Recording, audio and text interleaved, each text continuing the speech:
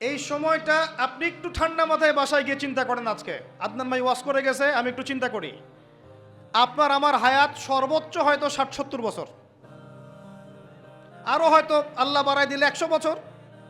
এর বেশি গড়াইও আমাদের নাই, আছে? এখন আপনার বয়স কত? কারো ২০, ২৫, ৩০, ৪০, ৫০, ঠিক না? ঠিক। এখন আপনি বাসায় গিয়ে চিন্তা করে দেখেন, যদি আমাদের হায়াত হয় ৬০ বছর, আল্লাহ আমাদেরকে যেন দীর্ঘ নেক হায়াত দারাজ করে না, আমিন।